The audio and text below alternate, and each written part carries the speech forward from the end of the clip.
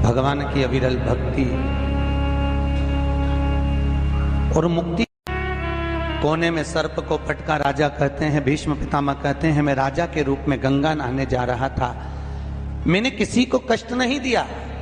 भगवान कृष्ण ने कहा अब यहां तक की कथा तो आपने कह दी, अब आगे की कथा मुझसे सुन लो।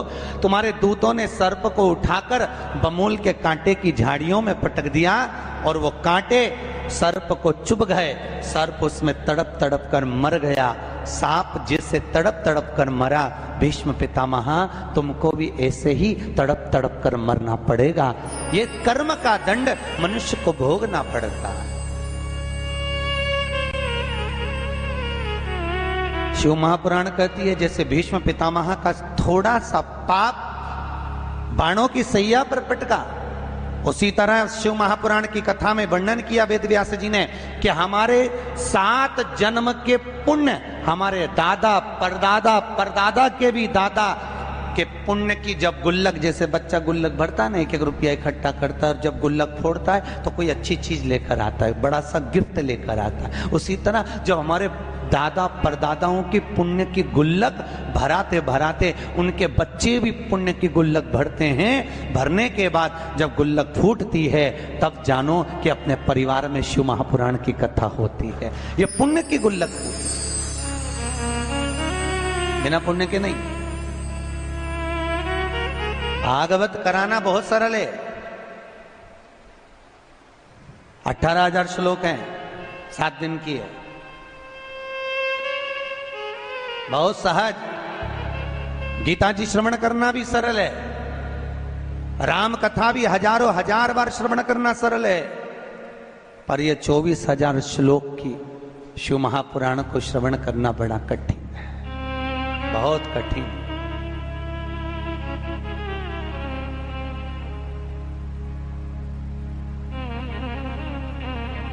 बहुत दूर का नाथ है भोलेनाथ, बहुत दूर। आज की दुनिया में सबसे ज्यादा लोग सबसे ज्यादा प्रेम करते हैं तो या तो नारायण से या ठाकुर जी से। भोलेनाथ जी का तो प्रसाद लेना भी कई लोग पसंद नहीं करते। कोई कहता है हम नारायण वाले, हम शंकर जी के मंदिर नहीं जाएंगे, हम प्रसाद नहीं लेंगे। कोई कहता है हम श्री जी वाले, हम शिव जी के मंदिर नहीं जाते, हम शंकर जी का प्रसाद नहीं लेते। भोलेनाथ जी बोले भले प्रसाद मत लो, भले मेरी पूजन मत करो, भले मेरे मंदिर मत आओ, मुझे कोई चिंता की बात नहीं है। शंकर जी बोले जीते जी नहीं आएगा, मरने के बाद तो आएगा। क्योंकि भोलेनाथ जी को तो उनके ससुर ने श्राप दिया है, दक्ष प्रजापति ने शंकर जी को श्राप दिया था, हे शिव, हे शंकर, हे भोलेनाथ, तुमने मेरा अपमान करा है। दक्ष प्रजापति बोले मैं तुम्हें श्राप देता हूं कि तुम शमशान में निवास करोगे। शंकर जी बोले जीते जी नहीं आएगा तो मरने के बाद तो शमशान आएगा, तब निपटूंगा तेरे से। अभी भले मेरा नाम मत ले, ऐसी गीली लकड़ी में जलवाऊंगा, 3 दिन तक ठंडा नहीं करवाऊंगा। काय को चिंता करता, पटक के रखूंगा। परिवार वाले तीसरे दिन आएंगे ना खारी समेटने, लोटा लेके, झोली लेके, तब भी आंच उसमें तपती रहेगी, तब पानी डाल डाल के ठंडा करेंगे, तब जाके हड्डी बीनेंगे। तो चिंता मत कर, ऐसी गीली लकड़ी में पटकूंगा तेरे। भले मत जब तू शिव। शिव है क्या? कौन है शिव? ऐसा कोई मनुष्य बता दो जिसके अंतर्गत शिव ना हो। कोई ऐसा मनुष्य बता दो जहां शिव ना, क्योंकि शिव निकल गया तो शव हो गया।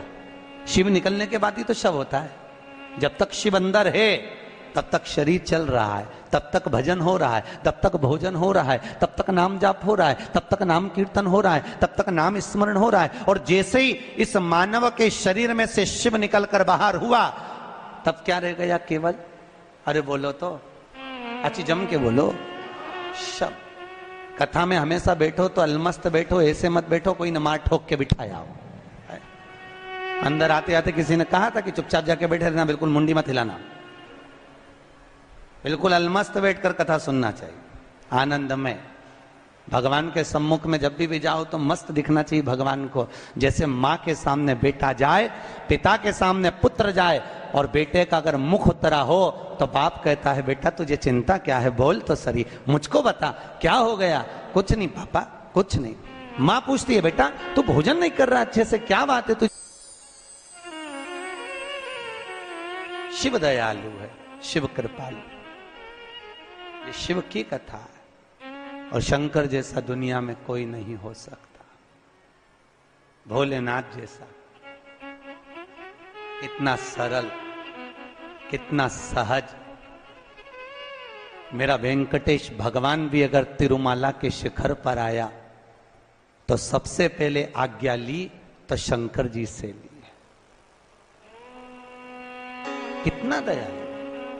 मेरे नारायण ने पूछा भोलेनाथ जी से, प्रभु मेरे को पृथ्वी पर तप करने आना है। भोलेनाथ जी ने कहा तो आ जाओ, क्या दिक्कत है। शंकर भगवान ने कहा आओ पधारो। इतने में नारायण बोले मैं तप करने पृथ्वी पर तो आ जाऊंगा, पर शिव जी क्या बताऊं, मैं पृथ्वी पर तप करूंगा तो ये दुनिया के लोग मुझे तप नहीं करने देंगे, क्या करूं मैं। इतने में शंकर जी ने कहा आप काहे को चिंता करते हो, आप तिरुमाला के शिखर पर बैठकर तप करना, मैं कपिलेश्वर महादेव के रूप में नीचे बैठकर तुम्हारी रक्षा करूंगा। आज भी तिरुमाला पर मेरे नारायण हैं और नीचे मेरे भोले नाथ है, मेरे शिव।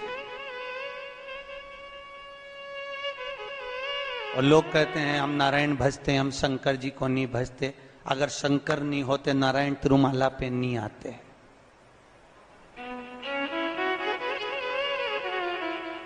मेरे श्री जी बाबा गोवर्धन के पर्वत पे से श्रीनाथ जी की मूर्ति जब चली, पूरी पृथ्वी पर भगवान श्री जी बाबा घूमकर आ गए। अंत में मेवाड़ की भूमि में जब श्री जी पहुंचे तो भगवान भोलेनाथ जी से कहा मैं घूम घूम कर थक गया भोलेनाथ, मैं कहां रहूं। शंकर भगवान ने कहा आप मेवाड़ की भूमि पर रहो, नाथु द्वारा में विराजमान रहो, मैं एक लिंग जी के रूप में तुम्हारी रक्षा करूंगा। और नाथ द्वारा में श्री जी बाबा बैठे, एक लिंग जी के रूप में शंकर जी ने उनकी रक्षा करी। कितना प्रेम। हम कहते हैं राम अलग है, हम कहते हैं कृष्ण अलग है, हम कहते हैं शिव अलग है, मानो तो ये तीनों एक है। ये ब्रह्म हमारा। पहले दुनिया के लोग माथे पर भी 3 रेखा लगाते थे, देखा है आप लोगों ने। शिव जी को लगती है 3, नारायण को लगती है, अरे बोलते जाओ 3, 2 सफेद 1 लाल है, वही 3। बस इनकी आड़ी है, इनकी खड़ी है। श्री जी बाबा का अगर फोटो का दर्शन करना, श्रीनाथ जी की मूर्ति का दर्शन करना, तो ऊपर ऐसी मात्रा लगी दिखेगी यू मार्क का तिलक, पर अंदर से सोने की 3 रेखा अलग दिखेगी। उनको भी लगती है 3, सत्यम शिवम सुंदरम, ये 3। पर दुनिया के लोगों ने आज के जमाने में सत्य को मिटा दिया, शिव को मिटा दिया, सुंदर बनने के लिए घिस के लगा लिया।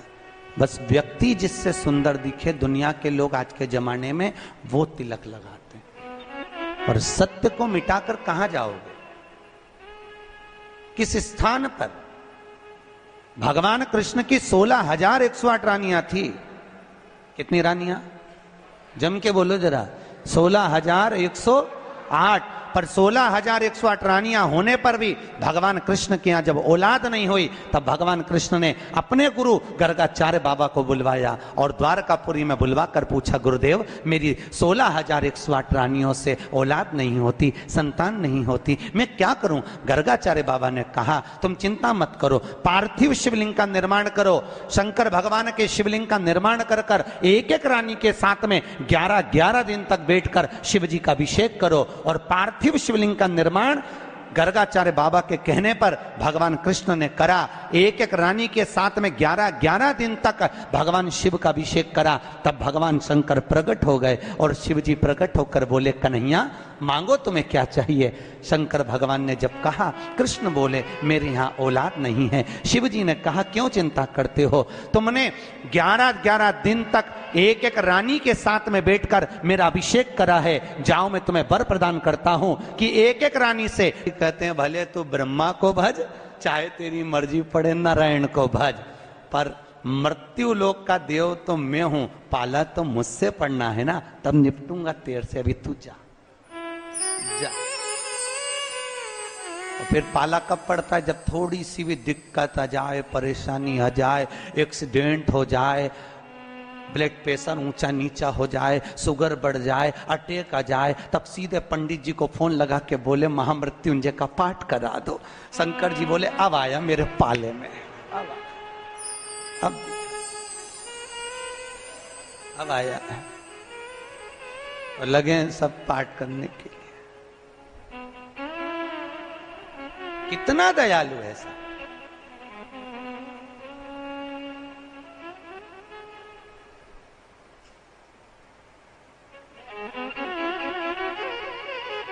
भगवान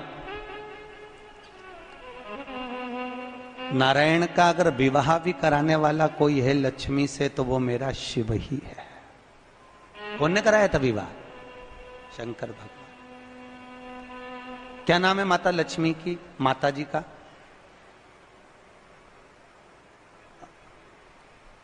अरे यहीं तो कोई ऊपर बोल रहा था गुरुजी हमारे गुलबर्गा में तो खूब कथा होती है, आपको मालूम है गुरुजी? खूब कथा हुए हमारे यहाँ, खूब कथा चले। तो हमने कहा अच्छी बात है, बताओ जल्दी से माता लक्ष्मी जी की माँ का नाम क्या है?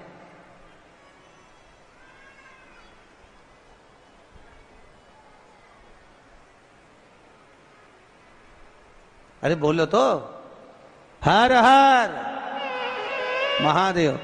माता लक्ष्मी की माँ का नाम था ख्याति देवी। क्या नाम था? ख्याति देवी। कितनी लक्ष्मी हुई? अष्टलक्ष्मी। उसमें से नारायण को कितनी लक्ष्मी भी आई? 2 लक्ष्मी।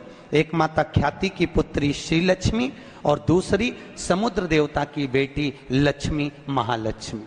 ये 2 लक्ष्मियां भगवान नारायण को भी आई। कौन कौन सी लक्ष्मी भी आई? जम के बोलो। एक श्री लक्ष्मी, कौन है ये? माता ख्याति की बेटी। और दूसरे नंबर पर महालक्ष्मी, कौन है ये?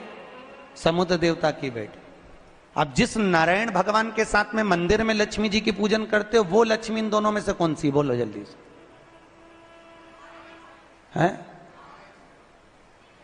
महालक्ष्मी तो मात्र 7 दिन तक भगवान नारायण के साथ रुकी थी, और 7 दिन रुकने के बाद में जब श्री लक्ष्मी ने भगवान शिव से जाकर निवेदन करा, भोलेनाथ मेरे प्रभु नारायण का विवाह समुद्र देवता की बेटी महालक्ष्मी के साथ भी हुआ है, आप करुणा करिए। तब भगवान भोलेनाथ ने पार्वती जी का एक मंगल सुमंगल आनंदमय तीज का व्रत बताया। तीज का व्रत जब श्री लक्ष्मी ने करा, वो व्रत आज भी माताएं करती हैं, निमाणी की पूजन करती हैं, आज भी सत्तू बनाती है। और 3 तरह का सत्तू बनता है, आटा का, बेसन का और चावल का।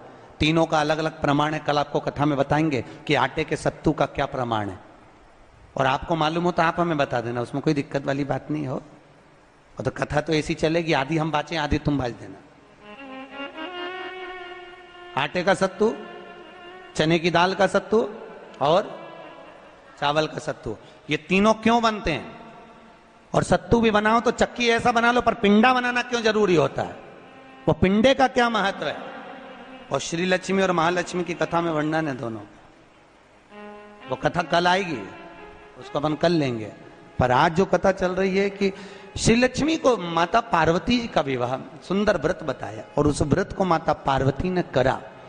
और उस व्रत को माता श्री लक्ष्मी ने जब करा, पार्वती के व्रत का हो, तब माता श्री लक्ष्मी और महालक्ष्मी दोनों एक हुई और एक होकर नारायण के साथ में जाकर विराजमान हुई। आज भी जो माता लक्ष्मी का एक हाथ नीचे है और कमल का पुष्प पकड़ी है, वो लक्ष्मी जी का महालक्ष्मी दर्शन है। और माता अगर हाथ देर से इशारा कर कर आशीर्वाद दे रही है, वो श्री लक्ष्मी का भाग है। माता का 2 भाग।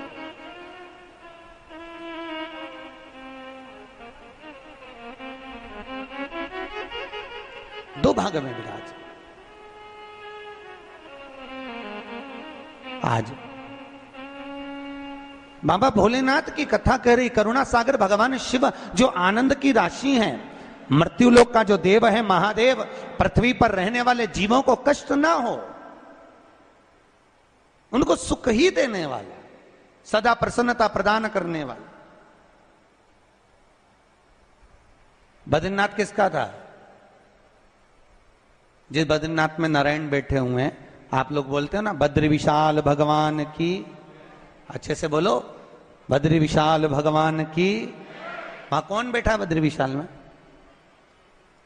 अरे बोल दो। तुम तो बोलने में भी घबराने लगे कि महाराज ना जाने क्या बोल देगा, पट्टा ही ठिकाने। कौन बैठे वहां पर? नारायण बैठे कि नहीं बैठे? तो वो बद्री विशाल किसका था? जिस बद्री विशाल के मंदिर में बद्री विशाल बैठे हैं, भगवान नारायण विराजमान हैं, वह बद्रीनाथ की भूमि किसकी थी? भगवान शिव और पार्वती का निज घर था। शिव और पार्वती वहां निवास करते थे, शंकर और पार्वती वहां रहते थे। एक बार भगवान नारायण के साथ में लक्ष्मी मैया भ्रमण के लिए निकली बद्री का आश्रम में, अलकनंदा नदी के तट पर। और माता लक्ष्मी ने जैसे ही बद्रिकाश्रम को देखा, इतना सुंदर आश्रम, नारायण ने शिव जी को नमन करा, शंकर ने नारायण को नमन करा, दोनों एक दूसरे को नमन करे। और इतने में नारायण लक्ष्मी को लेकर वापिस जाने लगे तो लक्ष्मी जी ने नारायण को रोक लिया और कहा, प्रभु रुकिए, मेरे वचन को सुनो, ये बद्रिकाश्रम मुझे बहुत अच्छा लग रहा है, नाथ कुछ भी करो पर यह बद्रिकाश्रम मेरा होना चाहिए। भगवान नारायण ने कहा, लक्ष्मी ये कभी नहीं हो सकता, क्योंकि यह शिव का वासा, ये शंकर की जगह, ये भोलेनाथ जी की जगह है। और अगर ये शंकर जी का निज निवास है, शंकर जी का स्थान है, तो तुम्हारा कैसे हो सकता है? लक्ष्मी जी बोली, प्रभु चाहे कुछ भी हो जाए पर ये बद्रिकाश्रम मेरा होना चाहिए। लक्ष्मी जी जिद पे अड़ गई। होता है अब पत्नी अगर जिद पे अड़ जाए तो तुम्हें तो मालूम है, आधी रात के मेडिकल खुलवा के बाम की शीशी लेके आए, तो वो तो बद्रिकाश्रम। लक्ष्मी जी जिद पर अड़ गई। भगवान नारायण ने लक्ष्मी को खूब समझाया, क्यों उपद्रव करती है लक्ष्मी, मान जा, वो अपना नहीं है, जो अपना नहीं है वो अपना कैसे हो सकता है? नहीं प्रभु, मुझे तो वो बद्रिकाश्रम भा गया और मुझे चाहिए, चाहे कुछ भी करो।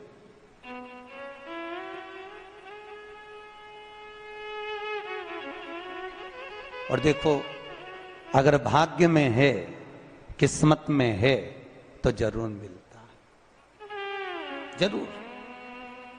अब जैसे बैसाख के महीने में आप लोगों की किस्मत में शिव महापुराण है, तो बाबा ने यहां आकर सालासर भवन में, मैं अग्रवाल जी को बोल रहा था, सबसे ज्यादा किस्मत वाले तो अग्रवाल जी तुम हो, पर साथ में सालासर भवन जिस किसी का भी है, हमारे जो भी कलंत्री जी और अधिकाधिक जो 5 लोग 4 लोगों का ग्रुप है, पर सबसे ज्यादा भाग्यशाली तो ये हो गए कि इनका भवन।